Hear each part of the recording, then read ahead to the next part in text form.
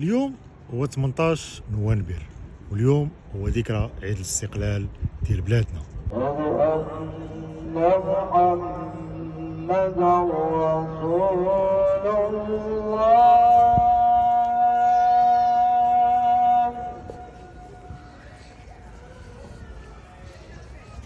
أشهد أن محمدا رسول الله.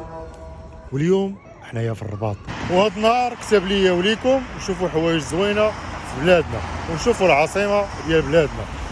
ومن حسن الصدف انا النهار اللي كنت فيه في الرباط جاء في عيد الاستقلال، هذا النهار اللي بلادنا تحتفل باهم حدث تاريخي، وهذا النهار اللي بالنسبه لينا حنا المغاربه ماشي غير تاريخ، ولكن هذا النهار هو ذكرى التضحيات ديال الملك والشعب، وكل واحد وقف بصدق باش يرجع الكرامه والحريه لهذا الوطن.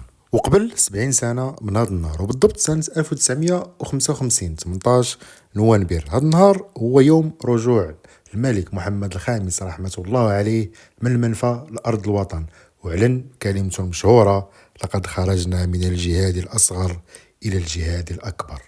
واليوم بلادنا دخلت في مرحلة جديدة، وحنا اليوم تنعيشوا في جيل مختلف، ولكن مسؤوليتنا ماشي أقل من اللي فاتوا. وبطبيعة الحال بلادنا محتاجانا ومحتاجة كل واحد من المنصب ديالو يؤدي الدور اللي عليه، وعيد الاستقلال ماشي غير مجرد ذكرى تاريخية، بل هو رسالة تتقول باش وصلنا لهنا كان ثمن، وباش نزيدو القدام خاص يكون الدور ديالنا.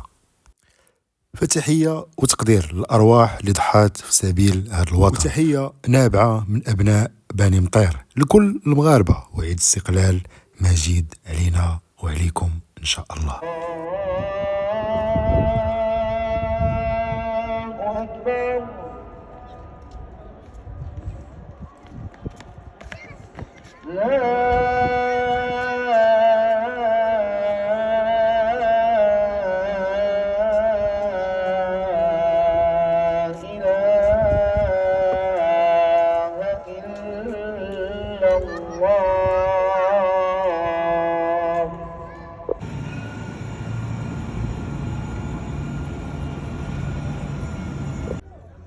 أشهد أن محمدا رسول الله.